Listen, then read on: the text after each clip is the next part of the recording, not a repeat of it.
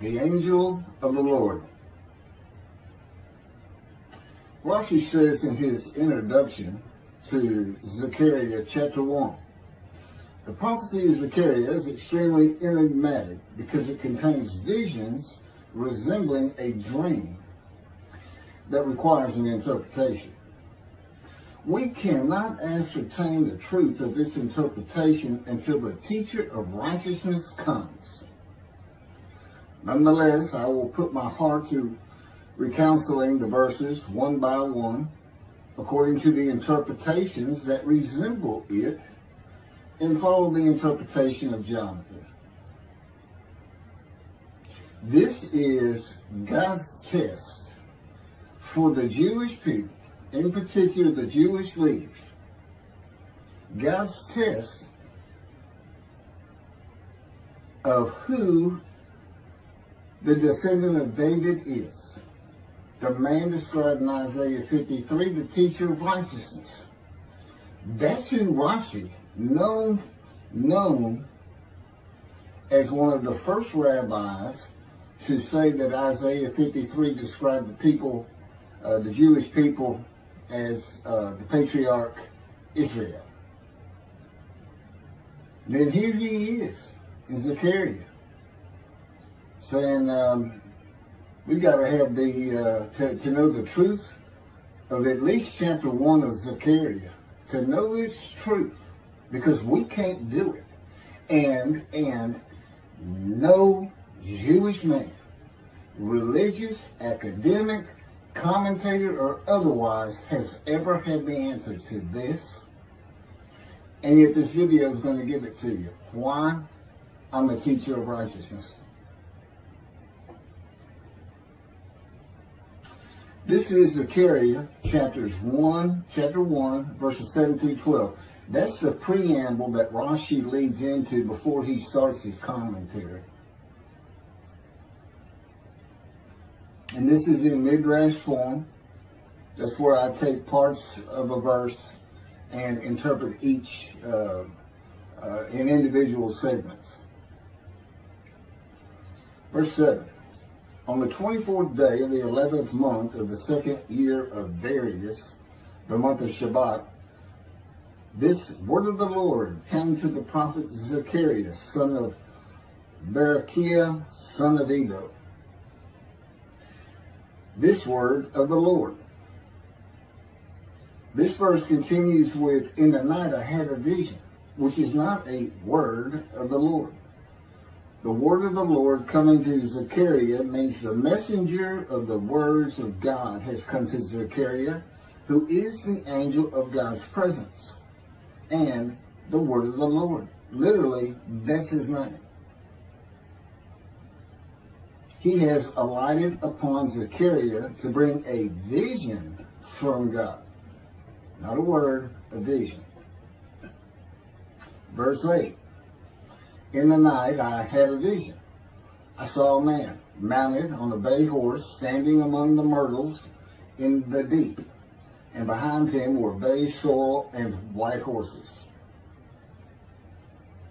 In the night I had a vision. There's a man on a horse standing in the myrtles. He is later referred to as the angel of the Lord, standing in the myrtles. The angel of the Lord alights upon and enters men, and my name, Hashem, is in him and can speak through the man. Zechariah has an angel with him who is his guide in the vision.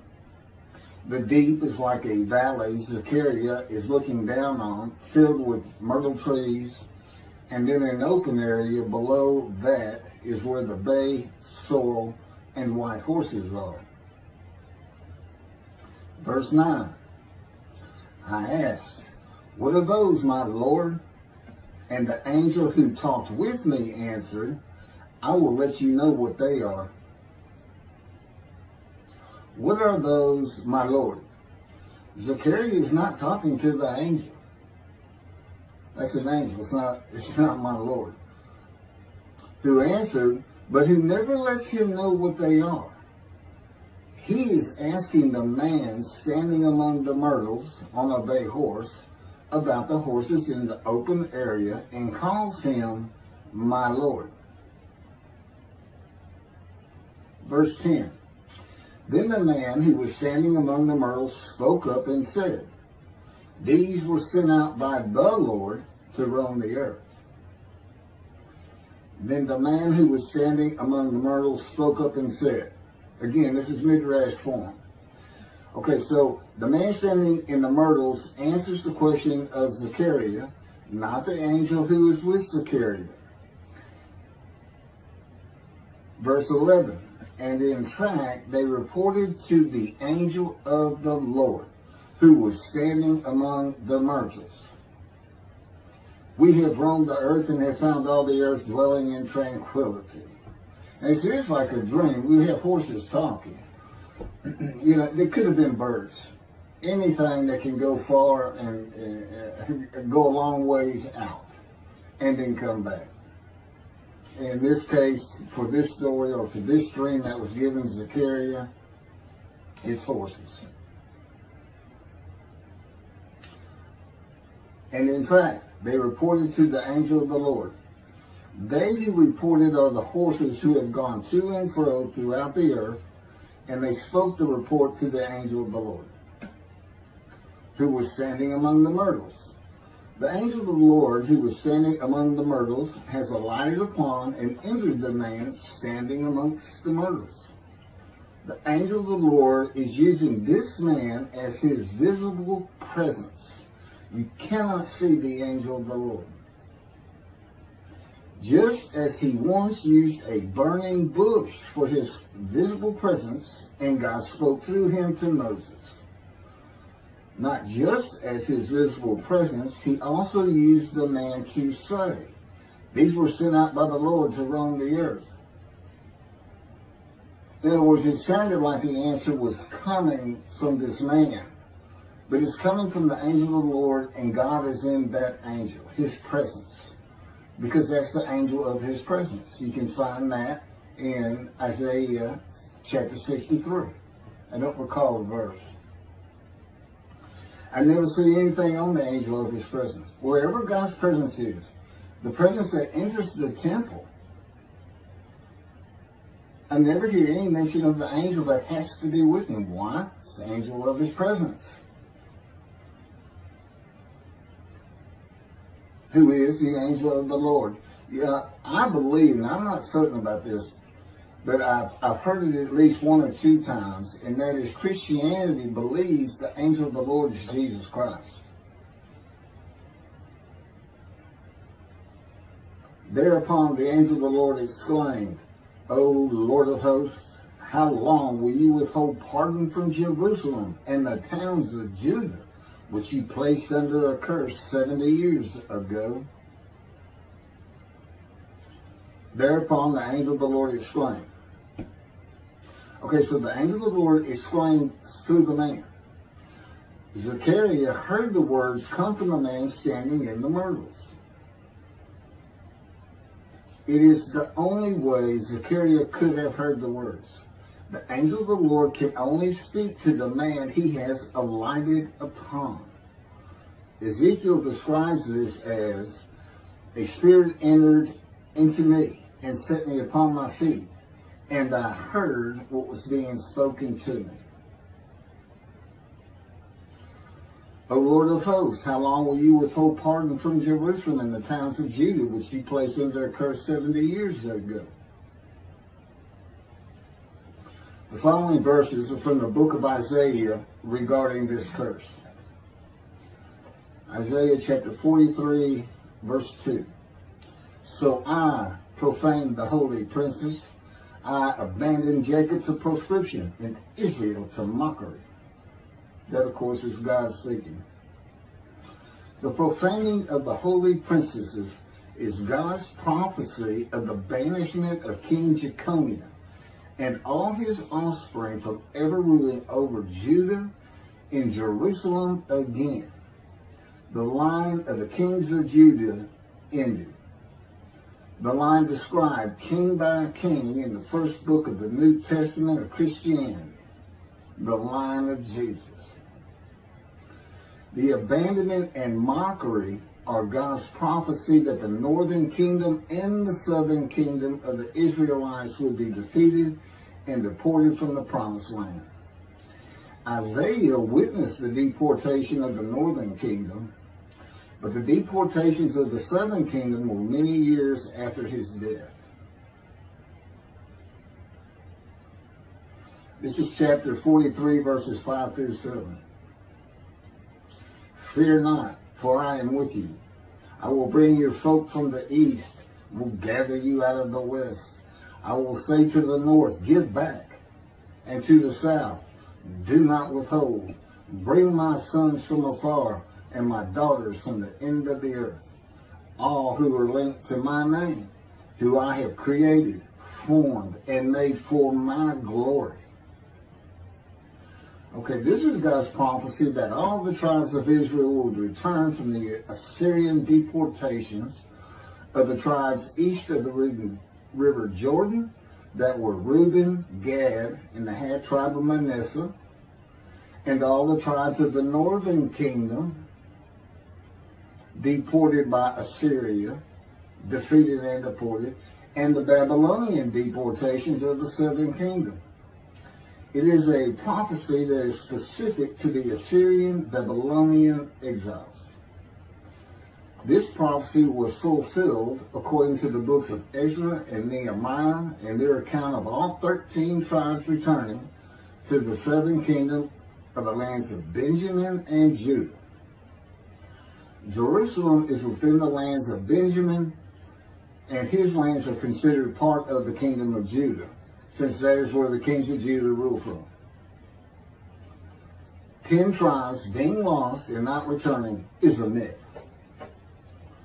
When the 7th month arrived, the Israelites being settled in their towns, the entire people assembled as one man in Jerusalem, as the man Israel, all of them. When the people Israel gather as one man, it is all 12 tribes who were allotted lots of the promised land, and the Levites, they did not receive a portion. They were allowed to go from lot to lot, tribe to tribe, and everybody was supposed to take care of them.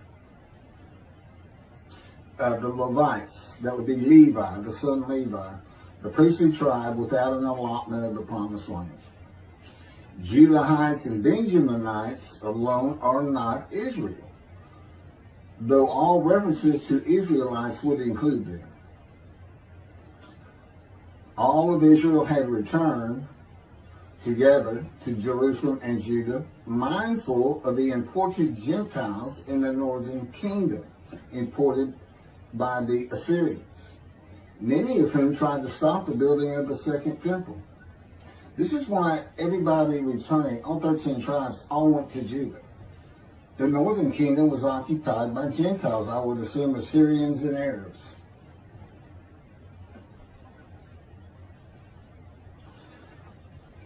This is 1 Chronicles chapter 9, verses 2 and 3.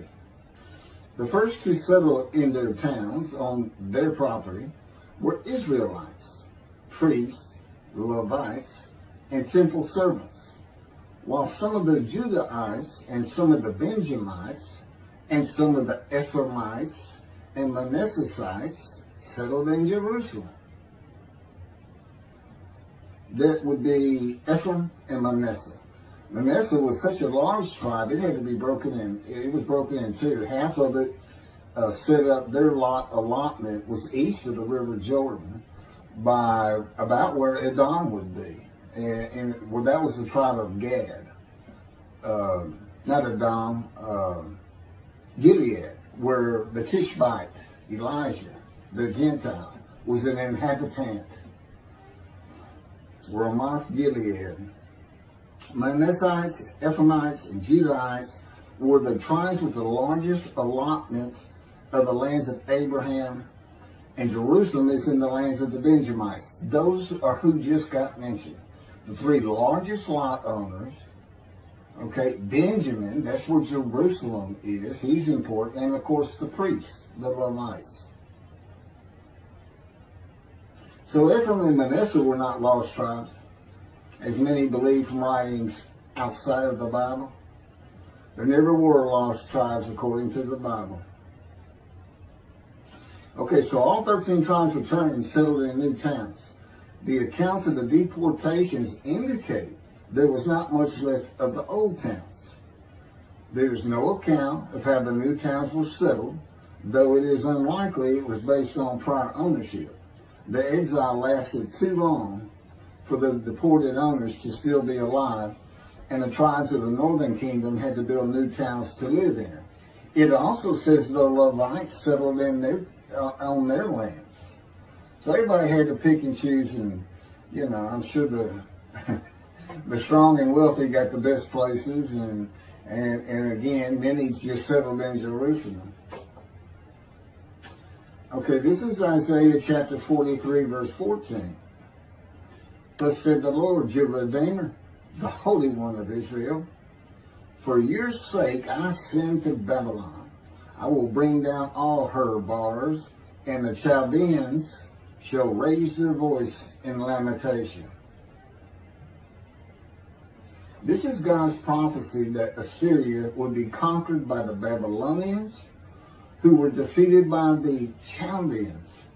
But they actually go back and forth and actually became somewhat intermingled, Chaldeans and Babylonians. And that he would raise up the Gentile anointed king Cyrus of Persia to conquer them, to clear the way for all the tribes to return. That's how he cleared the way to the desert or made rivers for them. Basically, he got Cyrus to release them. Chapter 43, verse 25. And I never hear anything about this. It is I who, for my own sake, wipe your transgressions away and remember your sins no more. Okay, this is God doing, and he says there's something new. I'm going to do something new for the Israelites. This story repeats with the new covenant that includes sin forgiveness of the Jewish people that arise with Elijah and the angel of the covenant after the exiles of the Roman dispersal return to the land of Israel in a time to come. That's in Jeremiah chapter 31. The Jewish people have returned from the Roman dispersal of them throughout the world, the diaspora, which means outside of the promised land, outside of Israel, to a land that lay desolate for more than 2,000 years until after the Holocaust, and they created the state of Israel in 1948. 70 years later, and that's funny too, because they talk about a curse of 70 years. That 70 years, I believe, just applies to the last of 3 deportations of Judah and the defeat by the Babylonians, because the northern kingdom had been defeated and deported long before that, and the first to be defeated and taken to the lands of Assyria was Gad, the half tribe of Manasseh, the lands east of the river Jordan.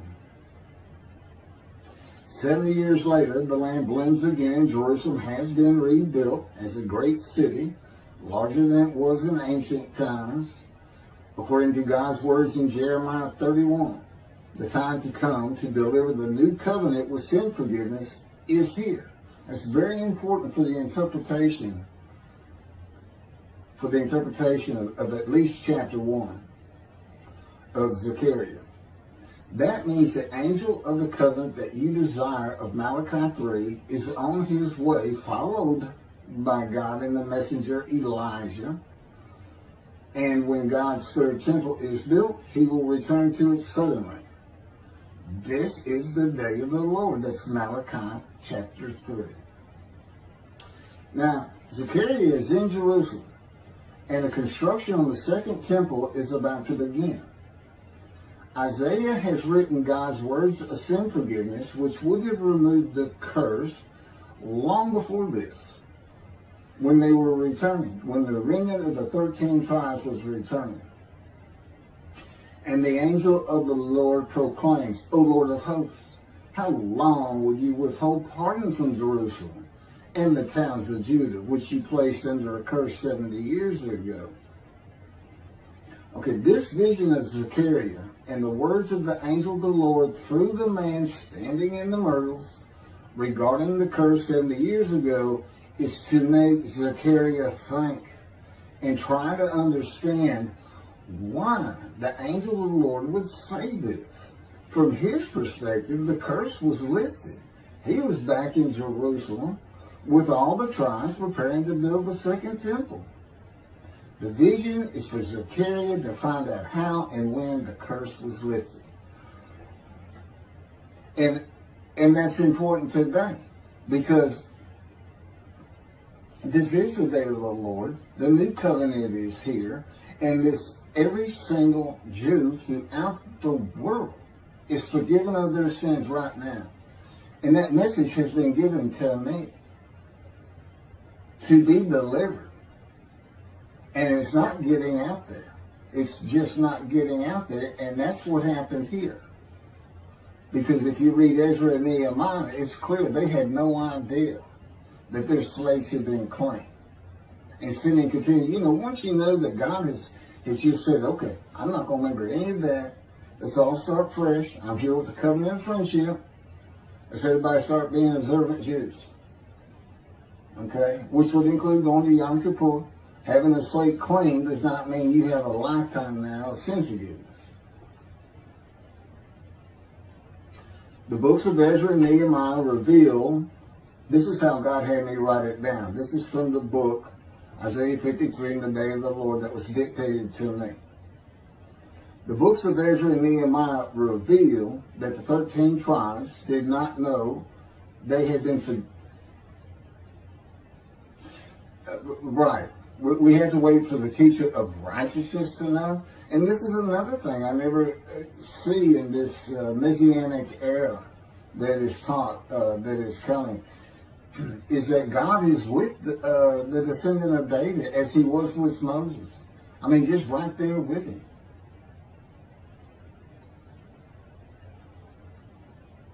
The books of Ezra and Nehemiah reveal that the 13 tribes did not know they had been forgiven of their sins to be a holy seed in the building of the second temple.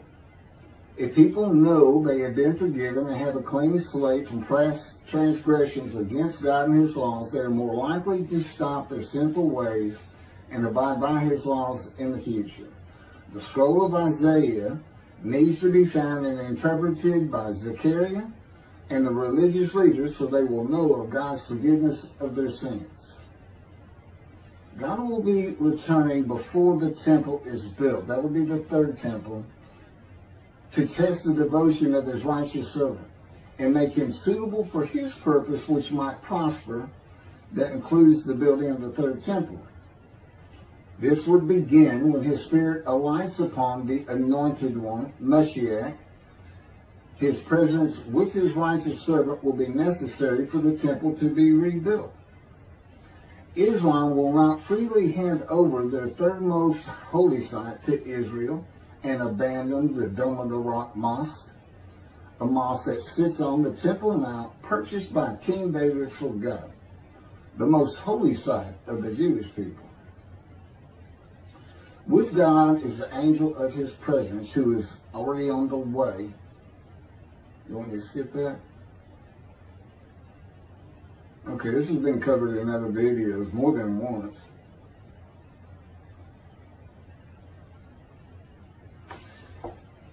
The prophet like Moses will have other similarity to Moses beyond writing God's words at his command and direction.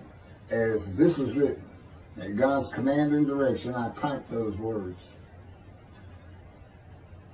To the greatest degree possible for any human being, Moshe's identity and existence became one with the Creator. Now that's who you're looking for when you say the prophet like Moses. It's not Joshua. I've heard that one. Which is, it says right there on that page, there's never been another prophet like Moses. Well, his attendant Joshua standing right there. If that's... Anyway. Moshe's identity and existence became one with the Creator. I don't think you can say that of Joshua. I don't think you can say that of any man until the Spirit of God alights upon him in chapter 11 of Isaiah. He surrendered himself to God to the extent that our sages say the Shekinah, divine presence, which is the angel of his presence, who is the Holy Spirit. He's an angel, and his body is not human form with wings. His body is the Spirit of God.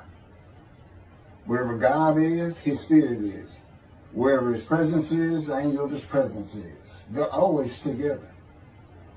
So when they alight upon a man and say, okay, we have tasks for you, that man immediately becomes a man in divine beings. And that's the Shekinah. That's the Spirit of God and the presence of God entering into the temple, which would include the angel of his presence. The Shekinah spoke through Moshe's throat. As I have mentioned, God can speak through me. You're only going to know it, just like with the man standing in the myrtles, by the words that are spoken. Okay? Because it's my voice. But it's not me. You know, I can tell the difference. You can't, other than those would be how God would state it. And you can, if you watch closer, you can see it happen in all these videos. I mean, for the most part. Where God just, you know, it just throws out a sentence. And I just keep going, you know. I let him get done, and I just pick up from there. We've been working on this for over 13 years. That's from the Zohar, Volume 3, page 232A. And then it says, i.e., he was God's veritable mouthpiece on this earth. That's from the Sefer Hashikos, 5749, Volume 1, page 290, and a footnote. The prophet, like Moses, will also have the answer to these questions. Quote, the great Jewish philosophers try to understand the question of how Moses heard God literally, some insisting that God spoke actual words and Moses heard them with his ears, while others suggest that God's speech was communicated silently to Moses' intellect and only uttered in sound by Moses himself. Maimonides, Rambam, even as he affirmed the communication between God and Moses as a fundamental Jewish belief, ultimately conceded the mysteriousness of that process. The entire Torah reached Moses from God in a manner which is figuratively described as speech, but no one has ever known how that took place except Moses himself, whom that speech reached. That's commentary on the Mishnah, Sanhedrin, chapter 1. Well, I have the answers, and I've been telling you the answers. God is in his Spirit. Spirit enters into you, because we find it in Ezekiel. There's where God tells you. God was telling Ezekiel, Ezekiel, get up on your feet. Ezekiel says, at that very moment, the Spirit entered into me, and I could hear the words of God. There it is. When he enters him. Now, he's not hearing that through his ears. There's the first question answered. It's not to your ears. And there is a silent knowing. That's what we call it, or what God has taught me. Now, generally, I just hear words as though they came in through my ears and they're in my mind, as though my eyes and my ears had perceived. But he can put just knowledge into my mind without uttering a word. And it's kind of can be pointed out easiest with when he comes to a man, and like he came to Samuel, and Samuel just says, here I am. It's as though before he speaks to you, and this is what happened with me, he put in a knowledge in my mind that the God of creation was about to speak to me. And so when he did speak, it was as though he had always been there speaking to me.